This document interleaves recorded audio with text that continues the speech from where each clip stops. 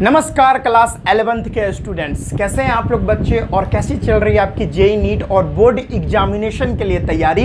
ये comment section में आप जरूर लिख के बताइएगा।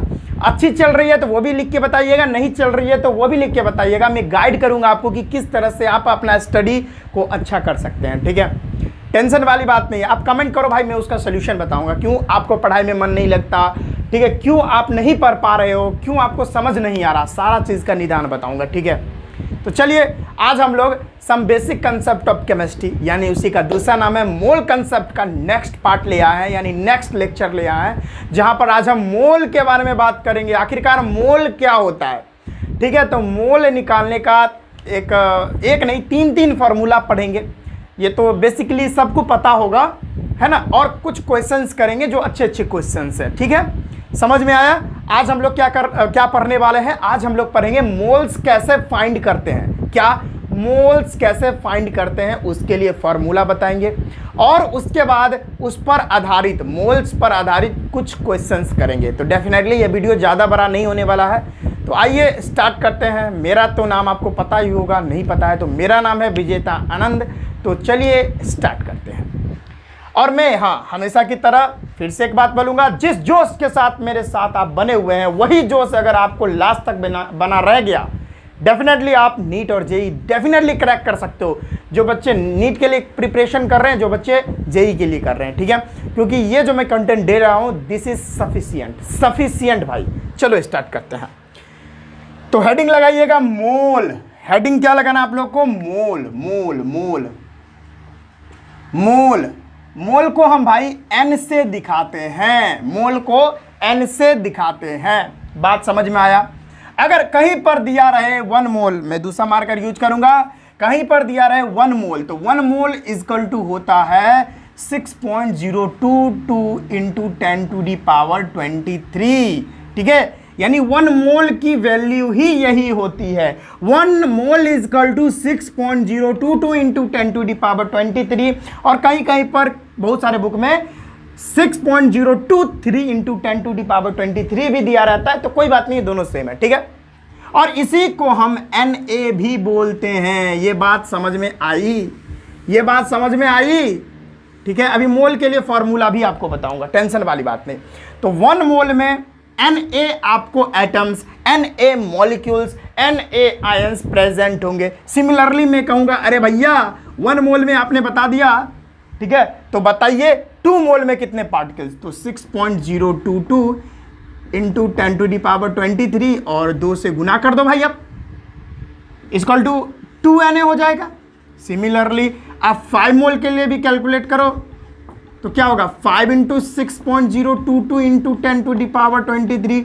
सर ये तो बहुत ईजी है सर, ये तो मेरे को पता है। सिमिलरली आप 10 मोल के लिए भी अगर आपको कैलकुलेट करना है एटम्स, मॉलिक्यूल्स, आयंस, तो अगर 10 मोल है तो 10 मोल के अंदर आपको 10 into 6.023 into 10⁻23 atoms, molecules, ions present होंगे, और इसको हम 10Na भी लिख सकते हैं। यहां तक कोई दिक्कत नहीं, कोई दिक्कत नहीं, कोई दिक्कत नहीं। तो भाई मोल निकालते कैसे हैं? देखिए भाई, मोल निकालने का फॉर्मूला फर्स्ट क्या है? तो मोल बराबर होता है, N बराबर होता है गिवन मास, जो मास आपको दे रखी है, जिस सब्सटेंस का आप मोल निकाल रहे हो वो सब्सटेंस कितना दिया हुआ है, वो डिवाइडेड बाई जो सब्सटेंस का आप मोल निकाल रहे हैं उसका मोलर मास क्या है, यानी उसका खुद का मास कितना है। यानी हम क्या लिखेंगे? उसका एब्सोल्यूट मास, है ना। इसके लिए एब्सोल्यूट मास को हम डायरेक्ट मोलर मास बता देते हैं, मोलर मास। ये हमारा पहला फार्मूला है, जिसको हम गिवन मास को W से भी दिखाते हैं, मोलर मास को M से भी दिखाते हैं, या इसको गिवन मास को Gm भी लिख सकते हैं और मोलर मास को MM भी लिख सकते हैं, मोलर मास। ये रहा हम लोग का पहला फॉर्मूला। बहुत इजी है भाई, कोई रॉकेट साइंस नहीं है। पहला फॉर्मूला, ठीक है। दूसरा फॉर्मूला नंबर 2। क्या है भाई? कैसे निकालेंगे? ये ये वाला फॉर्मूला, अब बहुत सारे बच्चों को कंफ्यूजन हो जाता है कि सर हम कौन सा फॉर्मूला कहां पे यूज करें। भाई साहब इसके लिए टेंशन आप मेरे को दो, आप टेंशन मत लो, इसके लिए टेंशन मेरे को दो। मैं बताऊंगा आपको कि कौन सा फॉर्मूला कहां पे यूज करना है और कैसे क्वेश्चन को एकदम माइंड में एकदम तुरंत विदाउट पेन चलाए एकदम मोल निकाल देना है, ठीक है। वैसे तो इस तरह का क्वेश्चन बहुत ईजी होता है ना, तो पेन भी नहीं चलाना पड़ेगा, आप ऐसे ही मुंह जबानी एकदम माइंड में ही कैलकुलेट करके टक टक टक टक टक टक इंजन चलेगा माइंड में ही और आंसर निकल जाएगा, ठीक है। पेन चलाने की कोई आवश्यकता नहीं। तो मैं वो भी बताऊंगा कि कौन सा फॉर्मूला कहां पे यूज करेंगे। तो अगर आपको किसी भी सब्सटेंस का वेट दिया रहे, ठीक है, किसी भी सब्सटेंस का वेट दिया रहे, हाँ भाई 24 ग्राम आपको दिया हुआ है सोडियम का, तो बताइए 24 ग्राम सोडियम में सोडियम की कितने मोल प्रेजेंट है। तो भाई सोडियम का जो गिवन मास है 24 ग्राम डिवाइडेड बाय मोलर मास 23 होता है, उसको कर दो मोल निकल जाएगा भाई।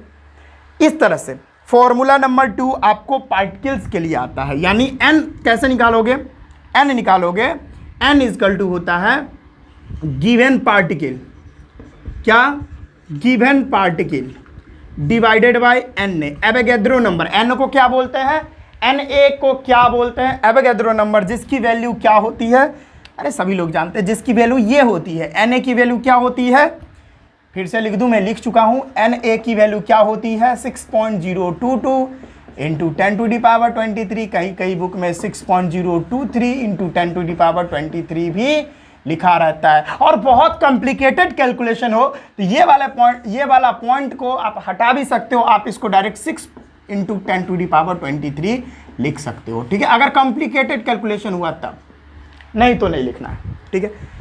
ये हमारा अगला फॉर्मूला हो गया, ये हमारा अगला फॉर्मूला हो गया मोल निकालने के लिए। इजी है कि नहीं, आप कमेंट करके बताओ, इजी है कि नहीं कमेंट करके बताओ, ठीक है।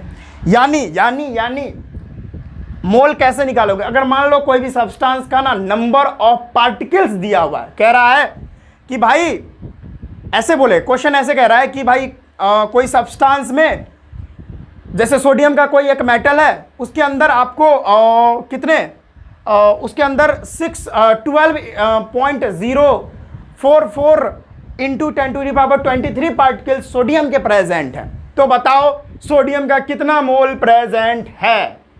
पार्टिकल दिया रहे, अगर आपको कुछ नहीं दिया रहे, क्वेश्चन में सिर्फ पार्टिकल दिया रहे, तो उस कंडीशन में मोल ये वाले फार्मूला से निकालेंगे। अभी बताता हूं, अगर सुनो, इस वाले फार्मूला का यूज कब करना है, जब वेट दिया रहे, क्या दिया रहे, वेट दिया रहे। वेट, केमिस्ट्री में वेट और मास एक ही होता है, ठीक है, फिजिक्स में बदल जाता है। अगर क्वेश्चन में आपको वेट दिया हो, मास दिया हो, तब ये वाला फार्मूला यूज करेंगे बच्चों। जब आपको क्वेश्चन में पार्टिकल्स दिया हुआ है, पार्टिकल्स की संख्या दी हुई है, पार्टिकल्स दिया हुआ है, नंबर ऑफ पार्टिकल्स दिया हुआ है, तो उस कंडीशन में ये वाला फॉर्मूला यूज करेंगे, ठीक है, जिसको गिवन पार्टिकल को कभी कभी n equal to given particle GP by NA भी लिखते हैं, ठीक है, given particle by Avogadro number, ये भी फॉर्मूला होता है। फॉर्मूला नंबर 3, फॉर्मूला नंबर 3 क्या है भाई, देखो अगला फॉर्मूला है n कैसे निकालेंगे, अगले फॉर्मूले में n कैसे निकालेंगे, n equal to given volume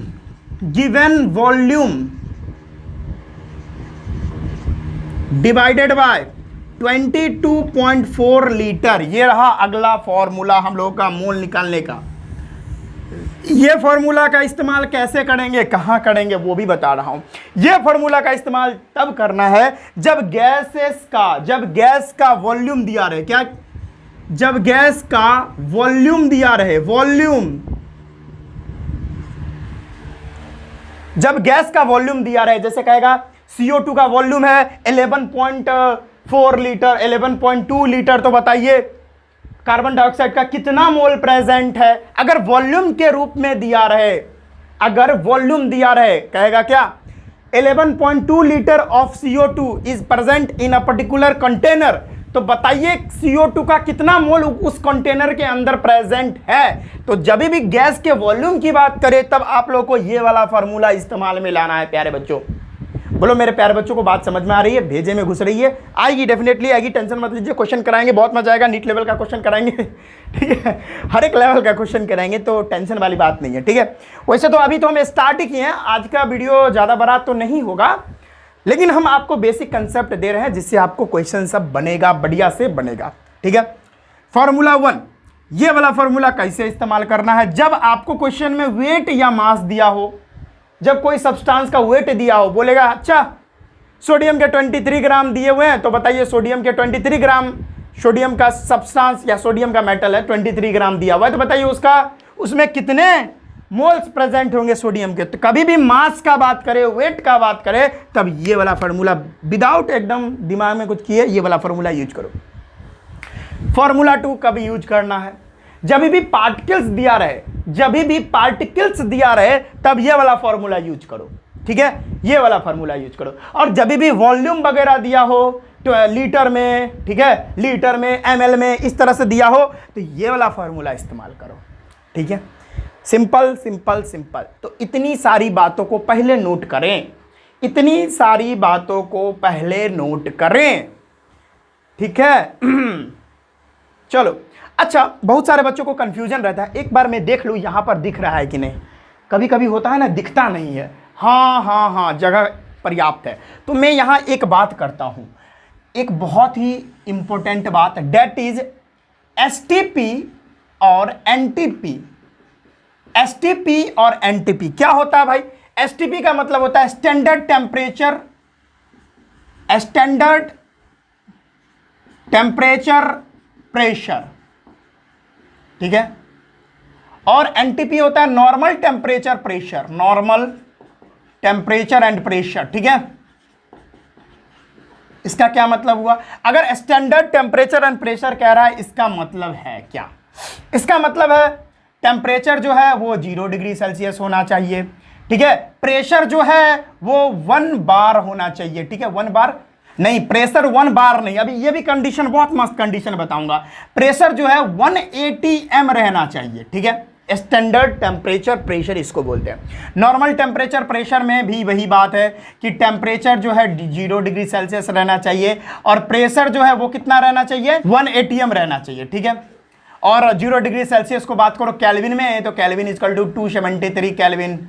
यहाँ भी अगर केल्विन की बात करोगे तो 273 केल्विन, ठीक है। लेकिन यहाँ पर एक बहुत ही मस्त बात है जो कि आपको बताऊंगा कि अगर प्रेशर 1 बार दे दिया आपको, अगर बार में दे रखी है, नहीं जो एनसीईआरटी आई है ना, उसमें ये बात दिया गया है, पुरानी एनसीईआरटी में नहीं दी गई है। तो अगर प्रेशर 180 m के बदले अगर 1 बार रहे, तो उस कंडीशन में हमारा जो वॉल्यूम हो जाता है गैस का, वो 22.4 लीटर नहीं, वो हो जाता है 22.7 लीटर। कहने का मेरा मतलब क्या है, फिर से समझो। अगर एसटीपी रहे, यानी स्टैंडर्ड टेम्परेचर एंड प्रेशर रहे, temperature 0 degree Celsius, pressure 180 m, तो यहां पर जो है हम लोगों को जो वॉल्यूम लेना है वो 22.4 लीटर ही लेना है। एनटीपी पर भी वही होगा। अगर टेम्परेचर 0 डिग्री सेल्सियस है और हमारा प्रेशर 180 m है, तो इस कंडीशन में भी हमारी जो वॉल्यूम लेनी है गैस की वो 22.4 लीटर लेनी है। लेकिन एनसीईआरटी में ये बात दे रखी है कि अगर प्रेशर, टेम्परेचर वगैरह वही है, अगर प्रेशर 1 बार हो गया, अगर प्रेशर 1 बार हो गया, तब आपको क्या रखनी है? तब आपको जो वॉल्यूम रखनी है वो 22.7 लीटर रखनी है। ये नई बात है, ठीक है। सब कुछ सेम रहे, लेकिन अगर प्रेशर 1 बार है, 180 m नहीं, 1 बार अगर प्रेशर हो, तो वहां पर वॉल्यूम 22.7 लीटर रखते हैं, 4 लीटर नहीं। बस थोड़ा सा चेंज है और कुछ नहीं। चलो इसको नोट कर लो, सिंपल सी बातें थी, पहले नोट करो, फिर क्वेश्चंस वगैरह करते हैं। नोट कर लो भाई, ठीक है। तो चलिए मेरे प्यारे भाइयों, आइए क्वेश्चन को सॉल्व करते हैं। बहुत इजी क्वेश्चंस है, कोई दिक्कत नहीं है। पहला क्वेश्चन है देखिए क्वेश्चन पढ़ते हैं, find number of moles of the flowing. ये 4 क्वेश्चन है और इस चारों क्वेश्चंस में आपको मोल्स फाइंड करने हैं। चलिए पहला देखते हैं, पहला क्या कह रहा है, ए नंबर देखिए, 68 ग्राम ऑफ NH3 अमोनिया, 68 है ना, सॉरी 68 ग्राम अमोनिया में आपको मोल्स फाइंड करने हैं। तो यहां पर गिवन मास कितना दिया हुआ है, पहले डाटा लिख दो। गिवन मास यानी W कितना दिया हुआ है, वो दिया हुआ है 68 ग्राम। आगे बढ़े, मोलर मास भी निकालना पड़ेगा। मोलर मास ऑफ अमोनिया क्या होता है भाई, नाइट्रोजन के एक एटम का जो मास होता है वो 14 प्लस एक हाइड्रोजन का 1, 3 हाइड्रोजन है तो 1 × 3, दैट इज, इधर नीचे लिख लेता हूं, कितना हो गया 15, 16, 17, इतना तो आता होगा आप लोगों को, ठीक है। अब मोल्स का फॉर्मूला, अब मैंने आपको बताया जब मास दिया रहे तो कौन सा फॉर्मूला इस्तेमाल करेंगे, N = given mass by molar मास, जिसको W/m लिखते हैं, गिवन मास बाय मोलर मास। तो N बराबर W कितना दिया हुआ है, यानी given mass 68 gram divided by M कितना दिया हुआ है 17, यानी मोलर मास कितना निकाले हैं अभी हम लोग, 17 ग्राम आएगा, 17 ग्राम, ठीक है। और ये कितना बार में कटेगा, 4 बार में, तो मोल कितना आ गया 4, ठीक है। कोई दिक्कत, सिंपल था। बी नंबर आते हैं, देखते हैं बी नंबर क्या था, बारी बारी से देखेंगे।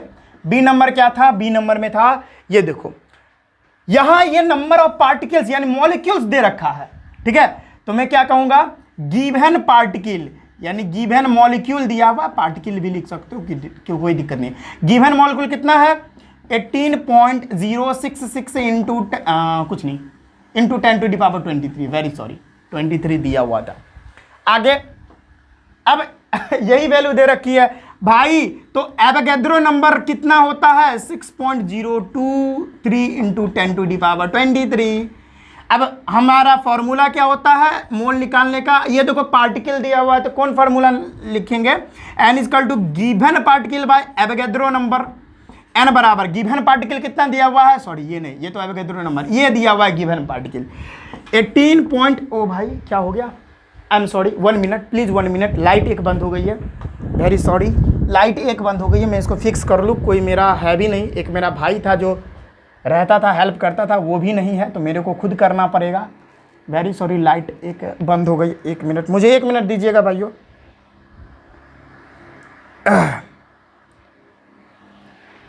एक मिनट भाइयों।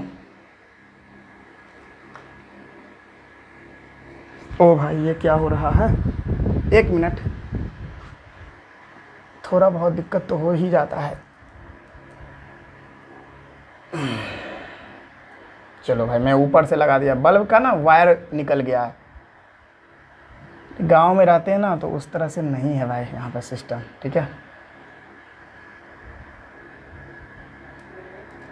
चलो भाई बराबर जल गई बल्ब, सॉरी फॉर लेट यार, थोड़ा डिस्टर्ब हो गया, आई एम सॉरी, ठीक है। चलो तो गिवन पार्टिकल 18.066 इंटू 10⁻23 दे रखी है, डिवाइडेड बाय एवोगैड्रो नंबर की वैल्यू 6.023 इंटू 10⁻23 होती है, ये से ये उड़ा दो, कट गया, और ये जो है ना 3 टाइम्स कट करेगा, देख लो आप।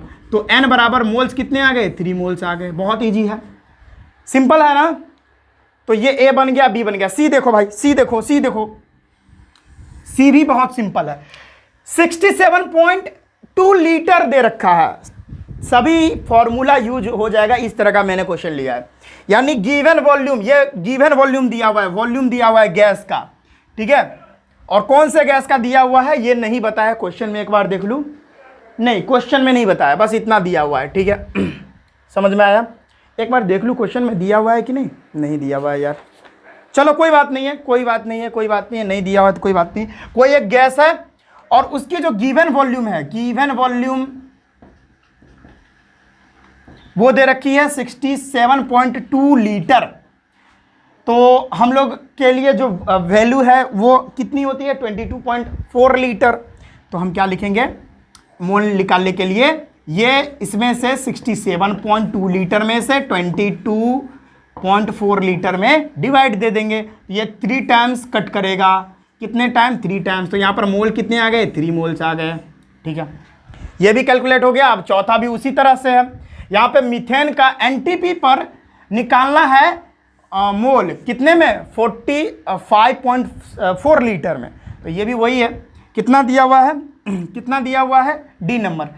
ये बी नंबर था, ये सी नंबर और ये डी नंबर। सिंपल है भाई। 45.4 लीटर डिवाइडेड बाय कितना? 22.4 लीटर। ये कितने बार में कट करेगा? अच्छा 0.22 नहीं होगा, 20 एक मिनट, 22.4 लीटर को 2 से करो तो 4 2 जा 8, 2 2 जा 4, 2 2 जा 4, 44.8 होगा। ठीक है, 44.8 होगा, तभी तो कट करेगा। क्वेश्चन में 44.8 कर लो, 44.8 लीटर कर लो, तब ये 2 टाइम्स कट करेगा, अच्छा भी लगेगा। ठीक है, तो यहाँ पर जो मोल्स आ गए हमारे लिए वो कितने आ गए? 2 आ गए। बहुत इजी था। इस तरह से क्वेश्चंस वगैरह को हम लोग यूज करते हैं, फॉर्मूला को यूज करते हैं क्वेश्चंस बनाने के लिए। तो इतना नोट करो। फिर ये तो नॉर्मल था, अब कुछ अच्छे क्वेश्चंस भी लेते हैं। पहले इसको नोट कर लो, आप नोट कर लो भाई, नोट कर लो। देखिए मेरे प्यारे दोस्तों, ये एक अच्छा क्वेश्चन है, मतलब उतना भी अच्छा नहीं है लेकिन है मीडियम मॉडरेट ये क्वेश्चन है। क्वेश्चन पढ़िएगा, ये भी इस तरह का क्वेश्चन आ जाता है भाई, नीट में आ जाता है। क्वेश्चन पढ़िए, calculate the number of molecules of sulphur present in 16 gram of solid sulphur. ओ भाई, ये क्वेश्चन देखकर आप तो बता ही सकते हैं कि 16 ग्राम दे रखा है, तो डेफिनेटली ये वाला फॉर्मूला हमको यूज करना होगा। n equal to given mass by molar mass that is W by m, ये फॉर्मूला यूज करना है डेफिनेटली। लेकिन एक और बात इसमें है कि नंबर ऑफ मॉलिक्यूल्स भी कह रहा है फाइंड करने के लिए, तो ये फॉर्मूला तो यूज करना ही है। उसके साथ साथ हमको n equal to given particle by Avogadro number, ये भी हमको यूज करना पड़ेगा। विद इन अ सेकेंड इस क्वेश्चन को भी बनाते हैं। ठीक है, बहुत इजी वे में। देखो कह रहा है कि सल्फर, अच्छा सल्फर के नंबर ऑफ मॉलिक्यूल्स फाइंड करने हैं, कितने होंगे? पहले मोल फाइंड करना है, पहले आप मोल फाइंड कर लो, और मोल फाइंड करने के बाद उतने मोल में कितना सल्फर का मॉलिक्यूल फाइंड करना है। एक बात मैं इंटरेस्टिंग बात बताता हूं, सल्फर जो होता है ना, सल्फर सॉलिड सल्फर S8 के फॉर्म में एग्जिस्ट करता है भाई। सल्फर S8 के फॉर्म में एग्जिस्ट करता है, सल्फर का मॉलिक्यूलर फॉर्म S8 होता है। तो भाई ठीक है, ये सोचे थे। अब देखो इजी क्वेश्चन है, देखो कैसे बनेगा। तो हम लोग क्या जानते हैं, हम लोग का गिवन मास कितना दिया हुआ है? गिवन मास हम लोग के को गिवन मास यानी जो W है वो दिया हुआ है 16 ग्राम। मोलर मास क्या होगा? मोलर मास क्या होगा यानी M क्या होगा? भाई कोई दिक्कत नहीं है, सल्फर है ना, एक सल्फर का कितना होता है? एक सल्फर का कितना होता है? अच्छा एक बात बताओ, सुनो, सल्फर का एटॉमिक नंबर कितना होता है? 16, सॉरी नीचे 16 और 32 लिखते हैं ना, तो 32 इंटू 8 कर दो, 32 इंटू 8 कर दो, 1 1 2 56, 256। तो मैं इसका मोलर मास क्या लिखूंगा? 256 ग्राम। तो अब मोल्स निकाल सकते हैं हम लोग। अब मोल्स निकालेंगे, n equal to W by m, that is हमारा क्या हो जाएगा? W क्या है? गिवन मास 16 ग्राम और मोलर मास दिया हुआ है 256 ग्राम। इसको कट करोगे ना, करे करे करे करे। अच्छा 16 को अगर 256 से काटो तो कितने बार में कट रहा है? 6 बार में, नहीं 16 बार में कट रहा है ना। 16 को 16 से 2 3 9 6 2 कम 1 कम 1 6, हाँ हो 16 आ रहा है, यानी 16 बार में कट करेगा। लेकिन इससे नहीं से कटेगा तो हम लिखेंगे 0.016, ये वैल्यू आएगी। तो n की जो वैल्यू है यानी मोल्स कितना है? 0.016 मोल, ये आ गया। अब इतने मोल में कितने S8 के मॉलिक्यूल्स होंगे, यानी सल्फर के कितने मॉलिक्यूल्स होंगे इतने मोल में? बस हो गया, सिंपल है। फॉर्मूला लगाओ दूसरा, n equal to given particle by Avogadro number. ठीक है, तो मोल्स अभी निकाले हम लोग 0.016 इक्वल टू गिवन पार्टिकल वही तो फाइंड करना है, यानी मॉलिक्यूल्स फाइंड करना है, डिवाइडेड बाय Na, सिंपल। तो 0.016 equal to given particle by 6.023 into 10⁻23। यहाँ से गिवन पार्टिकल को इधर ले आओ, गिवन पार्टिकल बराबर क्या होगा 0.016 इंटू 6.023 इंटू 10⁻23। तो यहाँ से आप वैल्यू कैलकुलेट करोगे तो आएगी कितना आएगा भाई? अच्छा एक बार कैलकुलेट कर लूँ, वैसे आप कर लेना, मैं जल्दी में हूँ तो मैं कर देता हूँ यहाँ से, ठीक है। कैलकुलेटर निकल जा भाई तू। 6.023 इंटू 0.016, ठीक है। कितना आ रहा है?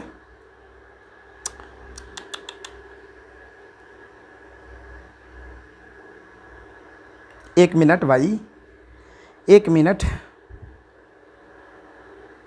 अच्छा यहाँ पे गड़बड़ हो गया था, सॉरी भाइयों, यहाँ पे मिस्टेक हुआ है। यहाँ पे मैंने ना, यहाँ पे जो इसको कट करोगे तो यहाँ पर ये वैल्यू नहीं आएगी भाई। यहाँ पे अगर 16 को 256 से कट करोगे तो 0.062 आएगी, ठीक है। यहाँ पे मिस्टेक हो गया था थोड़ा, ठीक है, आप सही कर लेना। तो यहाँ पे हम क्या लगाएंगे 0.062, भाई यहाँ पे भी वही लगाएंगे 0.062। वही तो कहा कि वैल्यू क्यों नहीं आ रही 0.062, ठीक है, यहाँ पे मिस्टेक हो गया था। तो अब 0.062 को अगर इससे डिवाइड देंगे यानी मल्टीप्लाई करेंगे तो क्या आएगा 0.062 इंटू 6.023, वैल्यू आ रही है 3 नहीं भाई 0.37 इंटू 10⁻23, ठीक है। अब हो जाएगा, ठीक है। देखो ऑप्शन 4 यहाँ पे दिए हुए हैं, ठीक है। गिवन पार्टिकल इसको भाई ये 2 सेकंड में क्वेश्चन बन जाता है, 2 सेकंड नहीं 10-15 सेकंड में बन जाता है, लेकिन भाई यहाँ पे क्या है ना, मैंने यहाँ पे मिस्टेक कर दिया, ठीक है, कटा नहीं सही से। अब क्या है, इस पॉइंट को इधर ले जाओ तो क्या होगा 3.7 इंटू 10⁻, इधर ले गया एक जीरो यानी पॉइंट को इधर शिफ्ट किया तो 10⁻22 हो जाएगा। ये हमारा क्वेश्चन सॉल्व हो गया, ठीक है। Simple question. देखो भाई कौन है, बी नंबर ऑप्शन सही हो जाएगा। नोट कर लो, फिर अगला क्वेश्चन ले रहे हैं। इस तरह का क्वेश्चन पूछ देता है, ठीक है, तो नोट कर लो, इसको नोट कर लो। अगला क्वेश्चन हम आ रहे हैं लेके।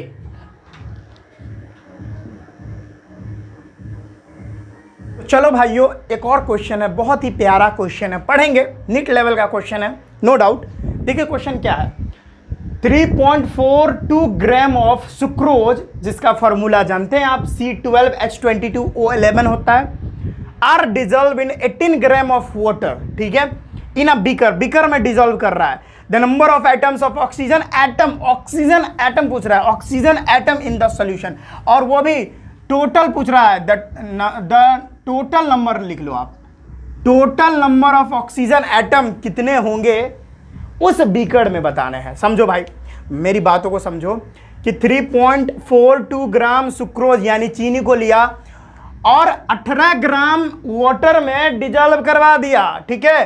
तो उसमें आपको बताना है कि उस बीकर में, वो जो बीकर है उसमें जो सॉल्यूशन बना सुक्रोज और वाटर का, तो टोटल उसमें ऑक्सीजन के कितने एटम्स प्रेजेंट हैं ये बताना है। आपको पता होना चाहिए वाटर का फार्मूला H2O होता है और इसमें भी ऑक्सीजन है और सुक्रोज के अंदर भी ऑक्सीजन है। टोटल एटम बताने हैं किसके, ऑक्सीजन के। तो चलो स्टार्ट करता हूँ। सबसे पहले आप क्या करो, सबसे पहले इधर मैं कैलकुलेशन करूंगा। सबसे पहले सुक्रोज का मोल्स निकाल लो। चलो स्टार्ट करते हैं। तो क्या होता है N इक्वल टू, अब देखो मास दे रखा है यहाँ पर, देखो बड़े से बड़े क्वेश्चन में भी ये ट्रिक हम अप्लाई करेंगे। मास में दे रखा है वैल्यू, तो कौन फॉर्मूला यूज करेंगे, N equal to given mass by molar mass यानी W/M।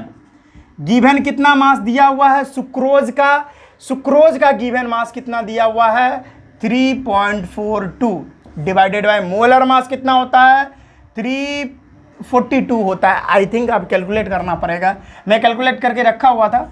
C12H22O11 इसको कैलकुलेट करो, एक कार्बन का होता है 12 इंटू 12 यही ना, प्लस 1 इंटू 22 प्लस 16 इंटू 11। ये अगर आप कैलकुलेट करोगे ना तो लगभग में वैल्यू, लगभग नहीं 342 ग्राम ही आएगी। तो हमारी वैल्यू कितनी आई 342 ग्राम। ये कटने के बाद वैल्यू कितनी लगी 0.01 मोल, यानी एन किसका है सुक्रोज, सुक्रोज का कितना मोल है 0.01 मोल निकला है, सुक्रोज का इतना मोल निकला है। लेकिन हम क्या जानते हैं ये क्या है भाई, एक मोल सुक्रोज है। यहां पर हम क्या जानते हैं ये एक मॉलिक्यूल है सुक्रोज का। हम क्या लिख सकते हैं 1 मोल ऑफ सुक्रोज, सुक्रोज का स्पेलिंग सही है SUCROS, ठीक है। 1 मोल के सुक्रोज में कितने ऑक्सीजन के आइटम है आप देख सकते हो, यहां पे कुछ नहीं है तो 1 मोल, यानी 1 मोल में ऑक्सीजन के 11 एटम्स प्रेजेंट है। 1 मोल ऑफ सुक्रोज कॉन्टेंस कितने एटम्स, उसके कितने एटम्स 11 एटम्स, ठीक है 11 एटम्स। लेकिन कैसे, यानी 1 मोल में कितने एटम्स, पहले आप बताओ 1 मोल में कितने एटम्स प्रेजेंट होते हैं, Na प्रेजेंट होते हैं, और इनटू में कितने एटम्स है ऑक्सीजन के 11, ठीक है यही होंगे ना 1 मोल में 1 मोल में इतना, हाँ 1 मोल में इतना 11 Na आपको, ये वाला Na तो सोडियम हो जाएगा, 11 Na आपको प्रेजेंट होंगे एटम्स 1 मोल सुक्रोज में, ठीक है। लेकिन आपको कितने में बताना है 0.01 मोल ऑफ सुक्रोज में आपको क्या मिलेंगे, 1 मोल में 11 Na मिल रहा था, ठीक है, तो 0.01 मोल में क्या मिलेंगे Na इंटू 0.01, ठीक है, और इंटू में 11। तो अब क्या लिखेंगे 0.01 मॉलिक्यूल ऑफ सुक्रोज कॉन्टेंस कितना एटम, इसको कैलकुलेट करेंगे तो 0.11 Na एटम्स, ठीक है, इतना हो गया 0.11 में, ठीक है। अच्छा अब इतना तो आ गया मेरे को, ठीक है, इतना Na आ गया, ठीक है। अब क्या करो, अब ऑक्सीजन में भी तो कैलकुलेट करना है, क्योंकि देखो ऑक्सीजन में भी एटम है, ऑक्सीजन के अंदर भी एटम है और सुक्रोज के अंदर भी एटम है। तो ऑक्सीजन के कंडीशन को देखते हैं, ऑक्सीजन में वाटर में ऑक्सीजन के एटम को प्रेजेंट करते हैं कैसे। तो वाटर कितना दिया हुआ है, इधर भी गिवन मास और मोलर मास निकालेंगे, N equal to given mass by molar mass, ठीक है। अरे डायरेक्ट आप W/M लिख दो, तो N बराबर वाटर कितना दिया हुआ है 18 ग्राम, मोलर मास वाटर का 18 ग्राम ही होता है, तो कट के 1 मोल दिया, 1 मोल दिया।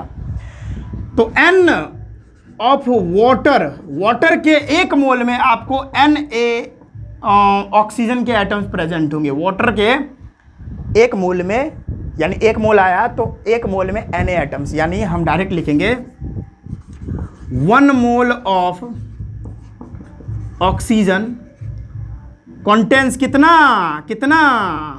दैट इज कितना Na, ठीक है, समझ आ गया।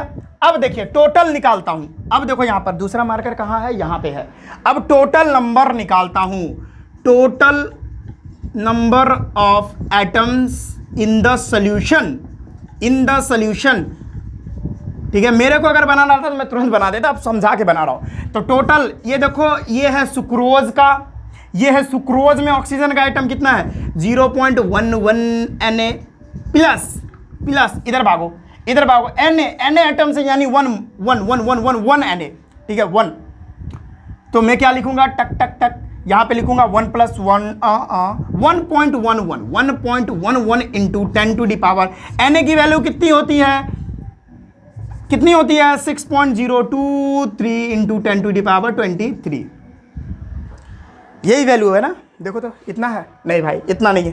तो इसी को आप अगर कैलकुलेट करोगे ना तो मैं एक बार कैलकुलेट करता हूँ, वैसे तो सब कुछ सिंपल ही है, टक फोन मेरा, हाँ देखो भाई सब ऐसा ही आ रहा है, तो भाई हम अप्रॉक्स में नहीं ले सकते, मेरे को कैलकुलेट करना पड़ेगा। आप लोग कैलकुलेट कर लेना 6.023 इंटू 1.11, ओ भाई 6.68 क्या आ रही 6.68 इंटू 10 टू द पावर 23। देखो भाई ये ए नंबर ऑप्शन करेक्ट हो जाएगा भाई, सिंपल क्वेश्चन था। सुक्रोज में आपको मोल्स निकाल के एटम्स निकाल देने थे, तो मैंने सुक्रोज में हमने क्या किया, सुक्रोज में ऑक्सीजन का मोल्स निकाल लिया, ठीक है, मैंने निकाल लिया इधर, ठीक है, ऑक्सीजन के मोल्स निकाल लिए और उतने मोल में कितने एटम थे ये बता दिया मैंने। और उसके बाद वाटर में मोल्स निकालकर कितने एटम थे वाटर में ऑक्सीजन का वो निकाल दिया और दोनों को टोटल कर दिया, सॉल्यूशन का निकालना था टोटल कर दिया, तो हमारे पास इतना एटम्स आ गया ऑक्सीजन का। ऑप्शन नंबर ए करेक्ट हो जाएगा। तो इस तरह का क्वेश्चन नीट में आ जाता है भाई, ठीक है, इस तरह का क्वेश्चन नीट में आ जाता है, तो पहले नोट कर लो, इसको आप नोट कर लो आप।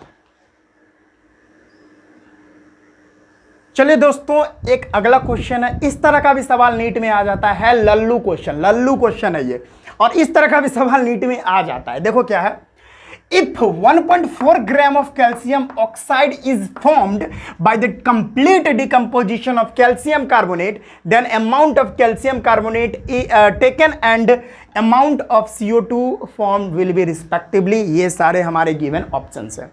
कह रहा है कि अगर 1.4 ग्राम कैल्शियम ऑक्साइड बनता है जब आप कैल्शियम कार्बोनेट का कंप्लीट डिकम्पोजिशन करवाओगे तो 1.4 ग्राम कैल्शियम ऑक्साइड बनता है, ठीक है, और उसके साथ साथ कार्बन डाइऑक्साइड भी बनता है, लेकिन कितना बनता है यही तो बताना है, ठीक है। जैसे देखो मैं बताता हूं, हमारा जो कैल्शियम कार्बोनेट है इसको हम डिकम्पोज करवाते हैं, हीट से ही डिकम्पोज होता है, तो बनता है CaO कैल्शियम ऑक्साइड और प्लस में कार्बन डाइऑक्साइड बनता है, ठीक है।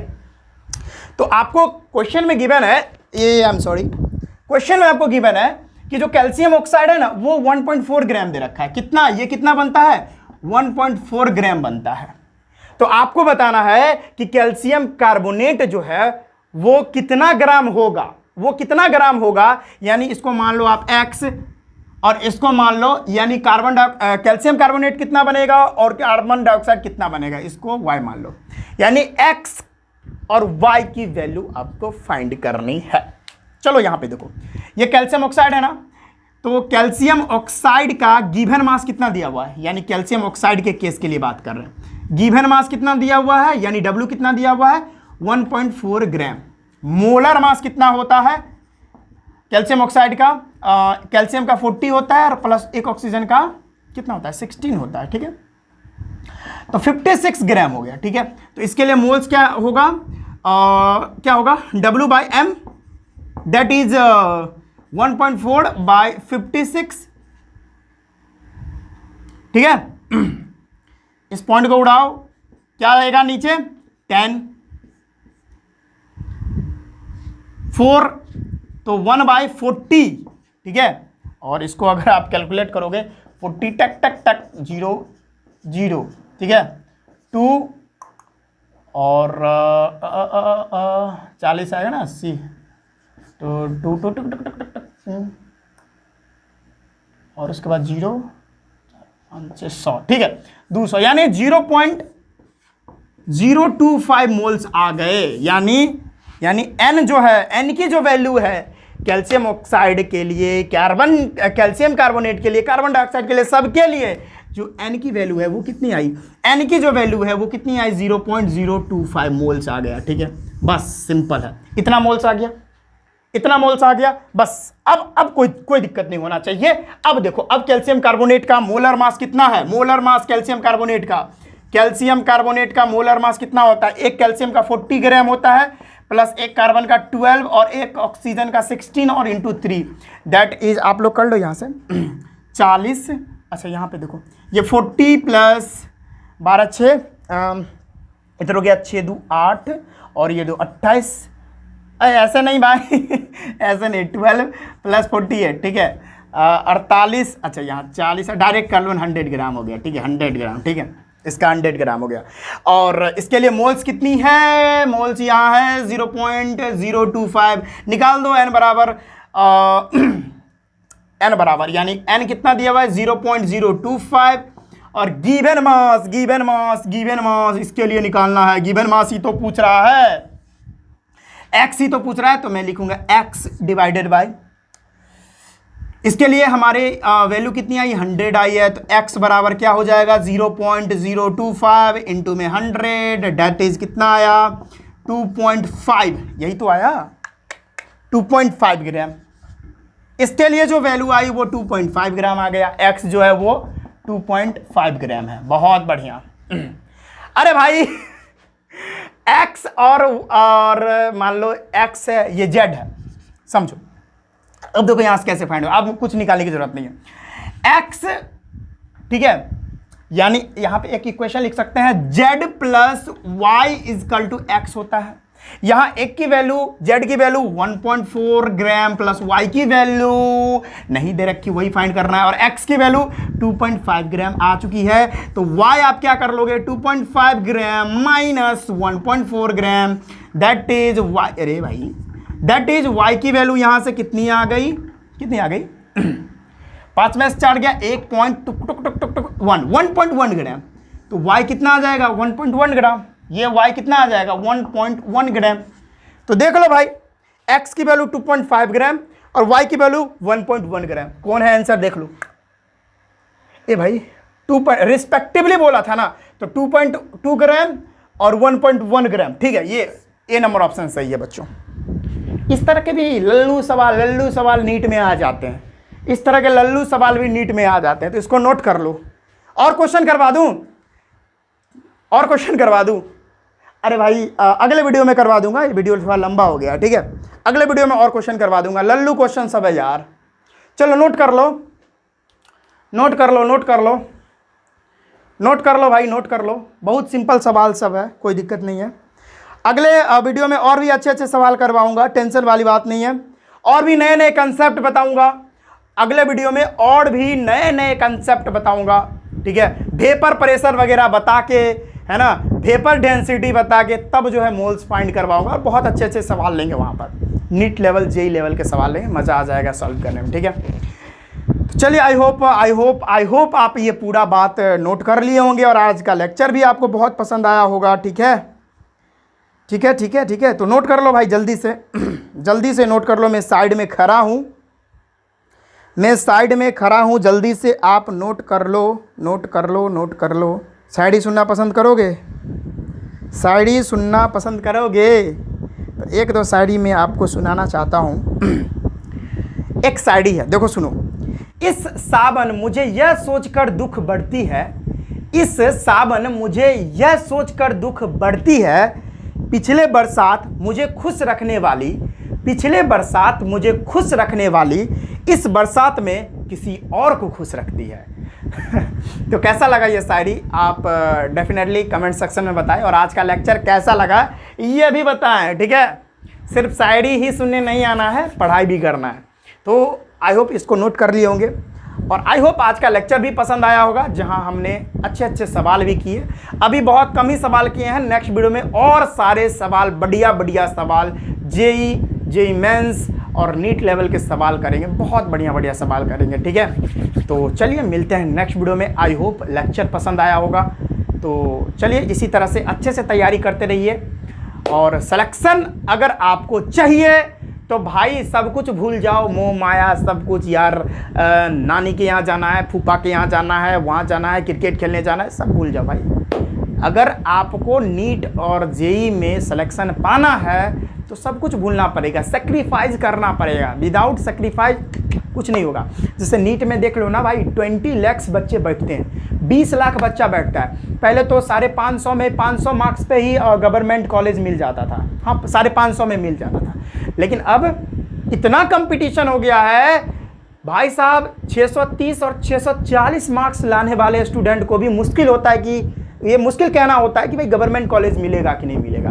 तो इतना ज़्यादा कंपटीशन हो गया है, ठीक है, जिसकी वजह से आपको 20 लाख बच्चे जो है उससे बेहतर करना पड़ेगा, तभी तो आपका सिलेक्शन होगा, तभी तो आप भाई आपका ड्रीम कॉलेज मिलेगा। मेरी बातों को गौर कर रहे हैं भाई, इतना कंपटीशन बढ़ गया है तो उससे बेहतर करना होगा।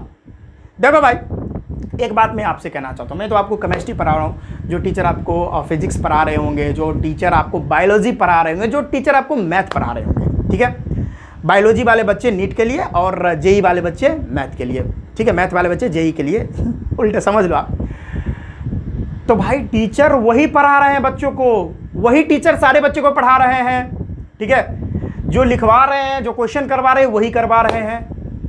बस दिक्कत क्या होती है, कुछ बच्चे होते हैं जो निकल जाते हैं और वही सारे बच्चे कुछ रह जाते हैं, बहुत सारे रह जाते हैं, 90% 95% रह जाते हैं और 5% निकल जाते हैं। क्यों, कैसे निकल जाते हैं? टीचर तो वही पढ़ा रहे थे, कंटेंट तो वही मिल रहा था, नोट्स तो वही मिल रहा था, ठीक है, जितना सारा टेस्ट था तो वही दे रहा था। अप्रोच, मेहनत के साथ अप्रोच जैसे मैंने आपको क्वेश्चन बताया ना, अप्रोच इसमें कितना जल्दी से जल्दी क्वेश्चन बना दे वो अप्रोच डिपेंड करता है। टॉपर्स से आप जाके पूछो और एक नॉर्मल एवरेज बच्चा से जाके पूछो, टॉपर्स को भी वही क्वेश्चन मिलता है जो भाई नॉर्मल बच्चे को मिलता है, एवरेज बच्चे को मिलता है, टॉपर्स को भी वही क्वेश्चन मिलता है, लेकिन वो भाई पूरा सही करके आ जाते हैं और उनको जो है अपना ड्रीम कॉलेज मिल जाता है, लेकिन एवरेज बच्चे को नहीं मिल पाता, 200 250 पे लटक जाते हैं। क्यों? क्वेश्चन तो वही है, पढ़ाई भी उन्होंने वैसे ही की। टॉपर्स भाई स्ट्रेटेजी बना के पढ़ाई करते हैं, बढ़िया से पढ़ाई करते हैं, ठीक है, बहुत सारे क्वेश्चन सॉल्व करते हैं, डीपीबी सॉल्व करते हैं, ठीक है, एक्स्ट्रा क्वेश्चंस लगाते हैं, बढ़िया से पढ़ते हैं रात भर। एवरेज बच्चा नहीं।